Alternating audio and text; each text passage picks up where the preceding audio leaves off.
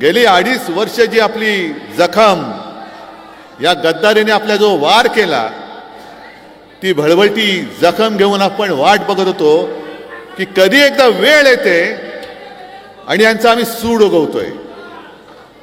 तो दिवस आता आलेला आहे, 20 तारखेला आलेला आहे. ही गद्दारी जी त्यांनी केली ती केवळ उद्धव ठाकरेशी नाही केली, शिवसेनेशी नाही केली, ही महाराष्ट्राच्या मातीशी आणि महाराष्ट्राच्या मातेशी केलेली गद्दारी आहे. काय वाईट चाललं होतं आपलं सरकार? एक तर 5 वर्ष पुरी करून द्यायला पाहिजे होतं आणि 5 वर्षानंतर बोंबलायचं होतं की मी किती काय वाईट केलं होतं ते सांगायचं होतं. पण 2.5 वर्षाच्या कालखंडामध्ये जे काम आपण करत होतो, मग ते करोनाचं असेल, शेतकऱ्यांची कर्जमुक्ती आपण केली होती की नव्हती? तुम्हाला मिळाली होती की नव्हती? मिळाली ना. पण कधीतरी एक घटना मला अशी सांगा की मी कर्जमुक्ती केल्यानंतर तुमच्या समोर येऊन मोठा शो केलेला आहे. केला कधी शो? कधीच केला नाही. याचं कारण असं की मी तुम्हाला जे कर्जमुक्त करायचं ठरवलं आणि मी करून दाखवलं, हे काय मी तुमच्यावरती उपकार नव्हते केले. मी माझं कर्तव्य पार पाडलं होतं आणि कमीत कमी त्रासामध्ये मी शेतकऱ्याला कर्जमुक्त करून दाखवलं होतं. मी म्हणजे मी नाही, महाविकास आघाडीचं सरकार, हे सगळे सोबत होते. अगदी यशोमती ताई सुद्धा माझ्या कॅबिनेटमध्ये माझी सहकारी मंत्री म्हणून होती. महाविकास आघाडीच्या सरकारने, हे जरा कॅमेरामन खाली बसला तर बरं होईल, पाठच्याने दिसेल. जरा खाली बसा, कॅमेरा ऑन ठेवा आणि खाली बसा. जरा खाली बसा ना, खाली बसा. आहेत त्यांची पण गरज आहे, त्याच्यामुळे दिल्लीकर आपली सभा बघतायत, जरा त्यांना पण त्यांचं काम करू द्या. पण मी कधी येऊन अहंकाराने मी केलं की नाही कर्जमुक्त, केले की नाही कर्जमुक्त, ही शेखी कधी मिरवली नव्हती मी. कारण मी माझं कर्तव्य केलं. मी काय माझ्या खिशातनं पैसे काढून शेतकऱ्याला कर्जमुक्त नव्हतं केलं. आज जे यांचं चाललेलं आहेत, सगळे भाऊ, सगळे म्हणजे काय 3 भाऊ, मग एक देवा भाऊ, एक दाढी भाऊ आणि तिसरा जॅकेट भाऊ. मग यांच्यामध्ये भाऊबंदकी एवढी झालेली आहे. पण एका बाबतीत त्यांचं एकमत आहे, आपण तिघे भाऊ सगळे मिळून महाराष्ट्र खाऊ. महाराष्ट्र गिळतायत, महाराष्ट्र खातायत, ओरबाडतायत. आता भले यांना महिलांसाठी प्रेम आलं असेल, बहीण म्हणून प्रेम आलं असेल, आनंदाची गोष्ट आहे. पण महिलांच्या सुरक्षेचं काय? जे रोज महिलांवरती अत्याचार होण्याच्या घटना घडतायत. एक काही महिन्यांपूर्वी बदलापूरमध्ये इथे जे काही घडलं, ती माता करायचं काय तिने?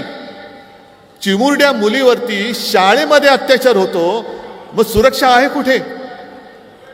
शाळेमध्ये जर का छोट्या छोट्या मुलींवरती अत्याचार होणार असेल आणि तिच्या आईची तक्रार पोलीस स्टेशनमध्ये गेल्यानंतर कोणी दखल घ्यायला तयार नसेल, तर काय चाटायची तुमची ती 1500 रुपयाची मदत? काय करायचं त्या मदतीचं? आणि म्हणून मी परवाच्या सभेत बोललो की या तिन्ही भावांनी जर का तोंड दाखवण्यासारखं त्यांचं असेल तर त्या माऊलीला जाऊन सांगा, भेटा तिला, जिच्या मुलीवरती अत्याचार झाले ना, तिला जाऊन भेटा आणि सांगा की मी आहे तुझा भाऊ, हे घे 1500. मी पहिलं पायताण काढून तोंड तुमची अशी फोडून काढेल की माझ्या मुलीचं आयुष्य उद्ध्वस्त झालंय आणि तू मला काय लाच देतोयस? सुरक्षा नाही, काही नाही, पण अचानकपणाने मी तुझा भाऊ, हे की तुला मी ओवाळणी देतो. हे असं नाटक, असं थोतांड हे महाराष्ट्रामध्ये आजपर्यंत कोणी केलेलं नव्हतं. आज मला एक बरं वाटलं की गवईसाहेब, राजेंद्रजी, तुम्ही माझ्या व्यासपीठावरती आलात. मला जुने दिवस आठवले. रासू, गवई आणि बाळासाहेब एका व्यासपीठावरती होते. आमचा घरोबा तेव्हापासूनच आहे. आणि रासू साहेब घरी पण यायचे. मी लहान होतो, चर्चा त्यांच्या काय चालायच्या, राजकारण कसं चाललंय, काय चाललंय, पण ते सुद्धा मला दिवस आठवले की बाळासाहेब आणि रासूभाई साहेबांची ती जी मैत्री होती, त्या मैत्रीमध्ये त्यांनी कधी राजकारण येऊ दिलं नाही आणि सदैव दोघंही एकमेकाचे स्नेही म्हणून उभं राहिले. भले दोन दोन वेगळ्या पक्षात असतील, कदाचित विचारधारा वेगळ्या असतील, पण आज आपण एका व्यासपीठावरती आलेलो आहोत. आपलं उद्दिष्ट एकच आहे की आपला महाराष्ट्र आपल्याला वाचवायचा आहे, महाराष्ट्र वाचवायचा आहे. आणि महाराष्ट्रामधले जे काही संस्कार हे पुसून टाकतायत, सब कुछ मोदी, आणि जी जमीन आहे ती अदानी, नाही चालणार, नाही, अजिबात नाही चालणार. आम्ही चालू देणार नाही. तुमचे हे सगळे जे काही मनसुबे आहेत ते याच निवडणुकीमध्ये आम्ही पातळामध्ये गाडून टाकून त्याच्यावरती आमच्या महाविकास आघाडीचा झेंडा फडकवल्याशिवाय राहणार नाही. आज सगळे शेतकरी इकडे जमलेले आहेत. किती आहेत शेतकरी? सगळेच आहेत. बरं, मग मला खरं उत्तर द्यायचं, तुमच्यापैकी किती जणांना जी आपल्या सरकारने योजना सुरू केली होती, नियमित कर्ज परतफेड करणाऱ्यांना प्रोत्साहनपर 50,000 रुपये, किती जणांना मिळाले? मिळाले नाही? मिळाले नसतील तर असं कराल, हात नका वर करू. फोटोवाले म्हणतील बघा यांना मिळाले. पीक विमा मिळाला? नुकसान भरपाई मिळाली? मग आणखीन काय? हमखास भाव, हमी भाव मिळतोय?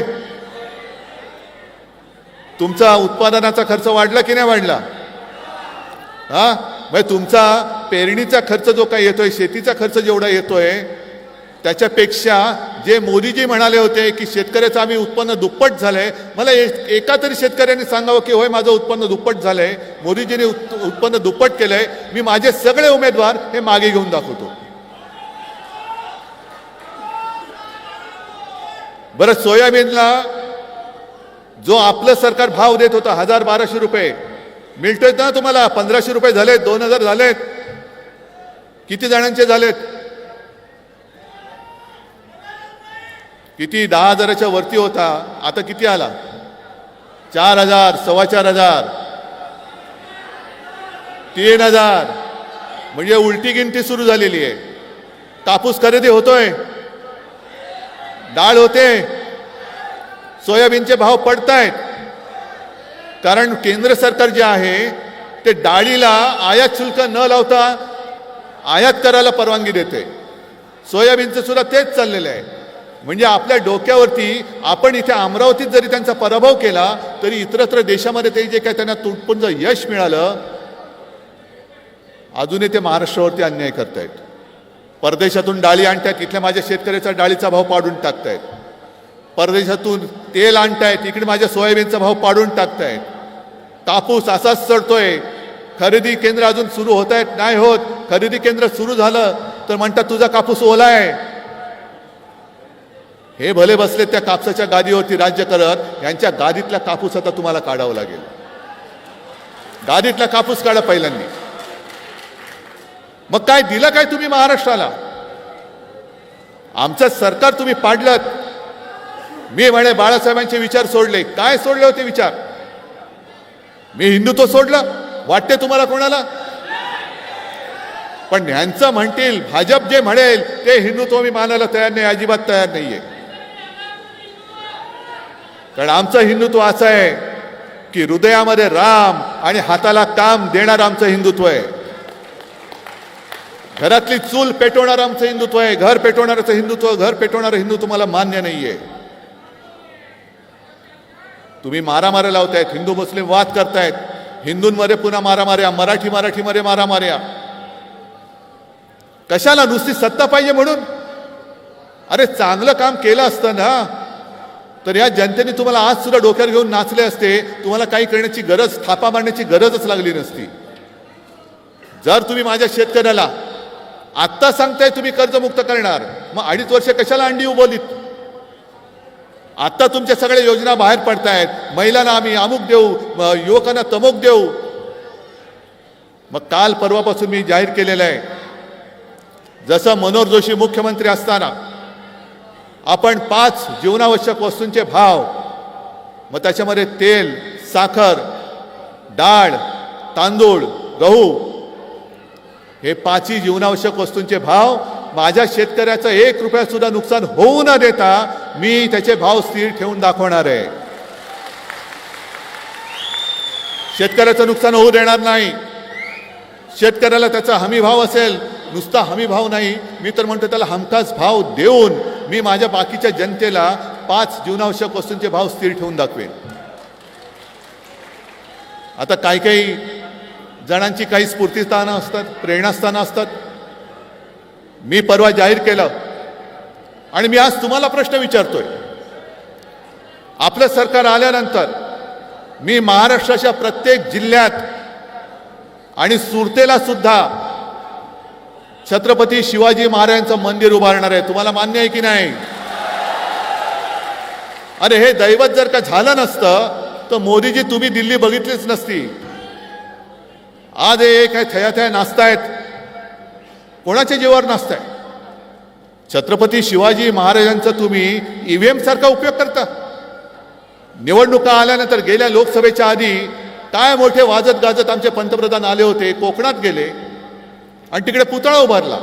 म्हणजे सिंधुदुर्ग जो छत्रपती शिवाजी महाराजांनी बांधलाय, 350-400 वर्ष झाली तरी सुद्धा तसाच त्या सागरांच्या लाटेला तोंड देऊन तो सिंधुदुर्ग उभा आहे. आणि मग यांनी घाईघाईने तो नौदल दिन साजरा केला, एक पुतळा उभा केला आपला छत्रपती शिवाजी महाराजांचा. 8 महिन्याच्या आत तो पुतळा कोसळून पडला. 8 महिन्यात आमच्या दैवताचा पुतळा पडतो.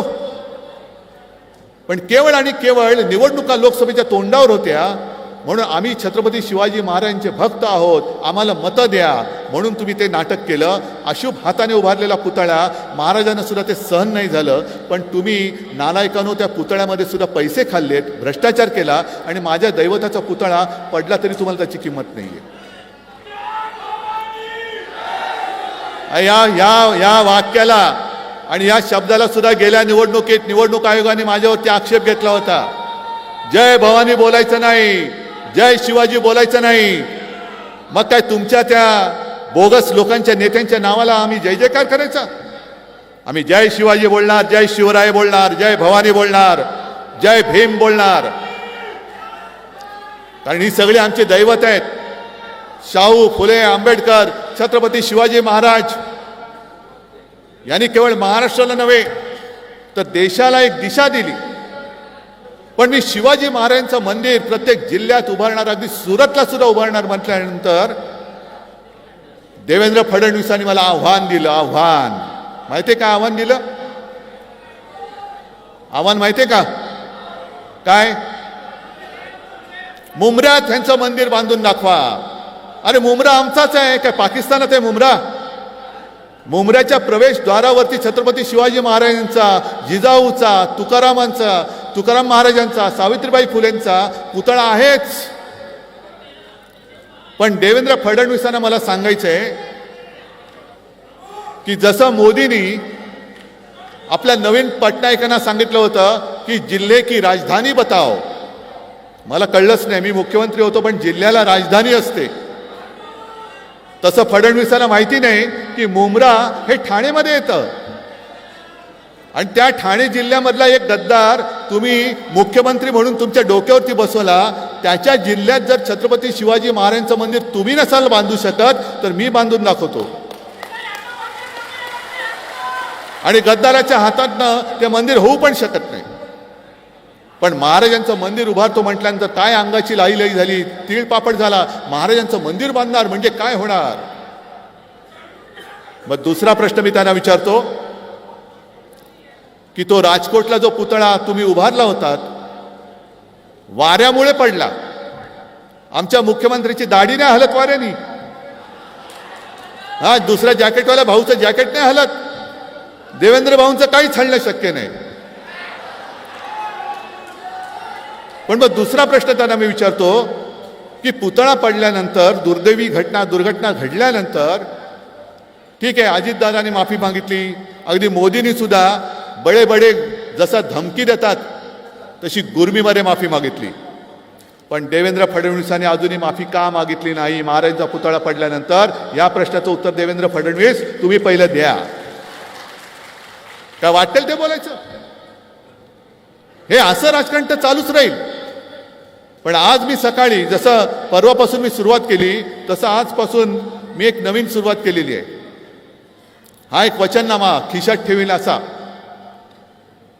त्याचं प्रकाशन मी केलं आणि मग मी तुमच्यासमोर आलो. म्हणून मला यायला थोडा उशीर झाला. काल महाविकास आघाडीच्या पंचसूत्रीचं प्रकाशन झालं, जनतेच्या चरणी आम्ही ते सादर केलं. पण मला असं वाटलं की महाविकास आघाडीचा वचननामा जो आहे, जाहीरनामा जो आहे, त्यातल्या काही गोष्टी आणि अधिक आपल्याला काही गोष्टी वाटतात, ह्या माझ्या जनतेला आपण का द्यायच्या नाहीत. आणि म्हणून जो महाराष्ट्र आता हे लाचार करायला निघालेले आहेत, एक तर महाराष्ट्राला भिके कंगाल करायला निघालेले आहेत. काय त्यांची एक घोषणा आहे, बटेंगे तो कटेंगे. अरे बघतो ना कोण काटेंगे, कोण येतं काटायला बघतो मी. पण भाजपचा जो काय अजेंडा आहे कि बटेंगे आणि कटेंगे नहीं, हम महाराष्ट्र को लूटेंगे और हमारे दोस्तों को बांटेंगे. हम बांटने नहीं देंगे, हम लूटने नहीं देंगे. आम्ही तुम्हाला आम्हाला तोडायला देणार, आम्ही तुटू देणार नाही, आम्ही लुटू देणार नाही. माझा महाराष्ट्र मी स्वावलंबी महाराष्ट्र आणि सर्वोत्तम महाराष्ट्र करून दाखवल्याशिवाय राहणार नाही, ही शपथ घेऊन मी मैदानात उतरलेलो आहे. आता एवढंसं जे आहे हे कागदावरती काही छापलेलं नाही, ही माझी वचनं आहेत. आणि त्याला मी मुद्दामून असं म्हटलेलं आहे की कुटुंब प्रमुखाचा वचननामा. तुम्ही मला जे काही कुटुंब प्रमुख मानता, करोनामध्ये तुम्ही मला जी साथ सोबत दिली म्हणून आपण महाराष्ट्र वाचवला. मोदीजींमुळे किंवा फडणवीसांमुळे महाराष्ट्र नाही वाचला, आपल्यामुळे महाराष्ट्र वाचलेला आहे करोनामध्ये. आणि म्हणून मी एक कुटुंब प्रमुख, कारण महाराष्ट्र हे माझं कुटुंब आहे. महाराष्ट्राचं कुटुंब ही माझी जबाबदारी आहे आणि ती एकदा मी घेऊन दाखवले. यापुढे सुद्धा तुमच्या आशीर्वादाने केवळ मुख्यमंत्री म्हणून नाही तर महाराष्ट्रासाठी हिताचं जे जे करणं गरजेचं असेल ते मी केल्याशिवाय राहणार नाही, ही शपथ घेऊन मी मैदानात उतरलेलो आहे. मग याच्यात काही गोष्टी आहेत आणि त्याच्या पाठी आहे एक नवीन टेक्नॉलॉजी आहे, QR कोड. याच्यावरती तुम्ही स्कॅन केलं तर आपला वचननामा जो आहे सविस्तर तुम्हाला वाचायला मिळेल. पण 5 जीवनावश्यक वस्तूंचे भाव जे मी म्हटलं मी स्थिर ठेवणार. छत्रपती शिवाजी महाराजांचं मंदिर मी प्रत्येक जिल्ह्यात बांधणार.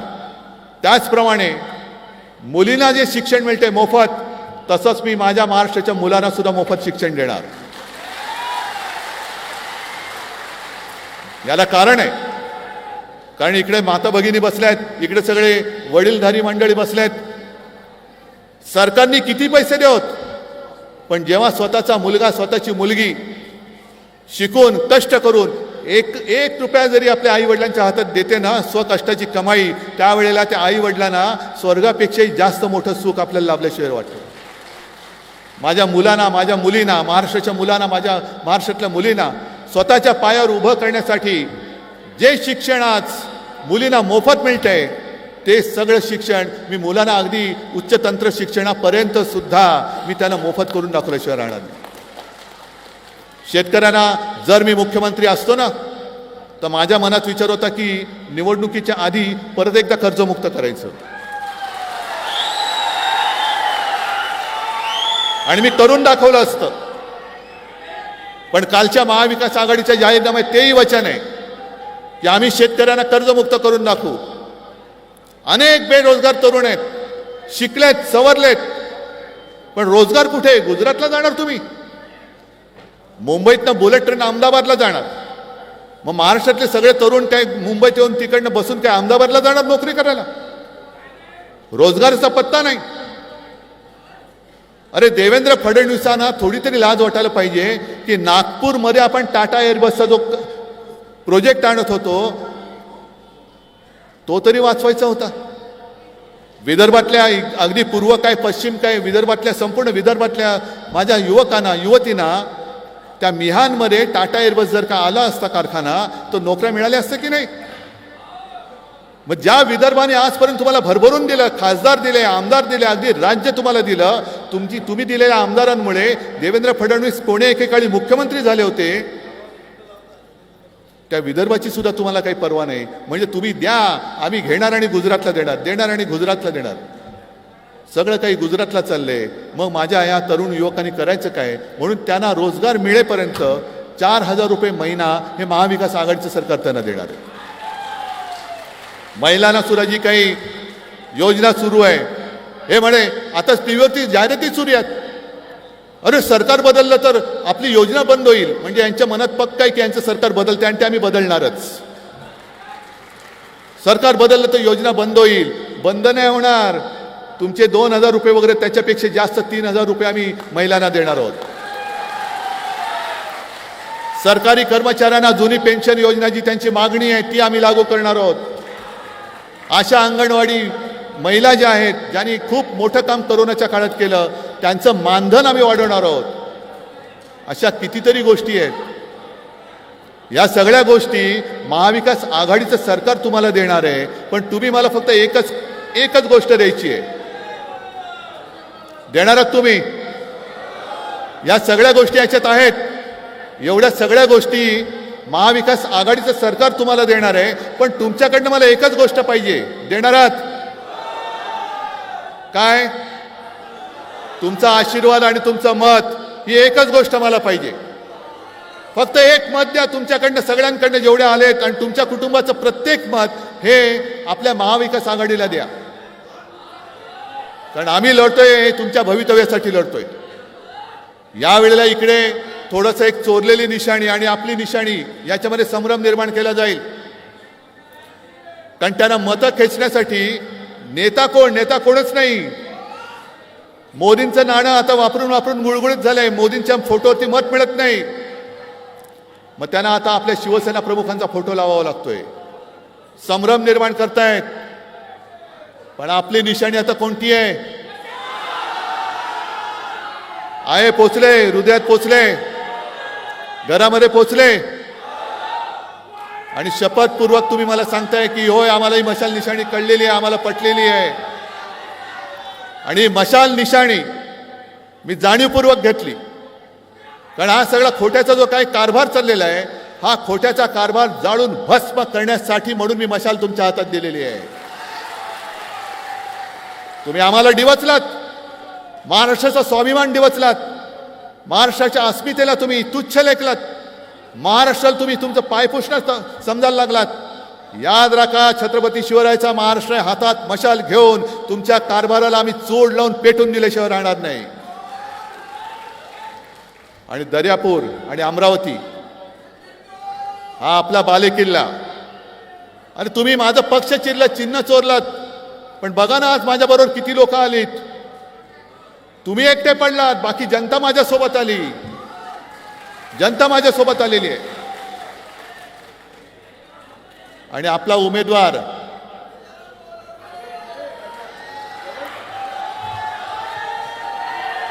आहे ना पसंत आहे की नाही? मग समोरच्या गद्दाराला तडीपार करायचा. आणि हा मतदारसंघ जो यांनी नासून टाकलेला आहे, तो परत एकदा मजबूतीने उभा करायचा. राजेंद्रजी तुमची मदत पाहिजे, वानखेडेजी तुमची मदत पाहिजे, सगळे राष्ट्रवादीचे त्यांची मदत पाहिजे. आणि सगळ्यात मोठं म्हणजे तुमचे आशीर्वाद मला पाहिजेत. ते आशीर्वाद मी मागायला आलेलो आहे. हे आशीर्वाद केवळ आणि केवळ तुमच्या उज्ज्वल भवितव्यासाठी मी मागतोय. आणि ते तुम्ही मला द्याल एवढा आत्मविश्वास बाळगतो आणि आपली रजा घेतो. जय हिंद, जय महाराष्ट्र.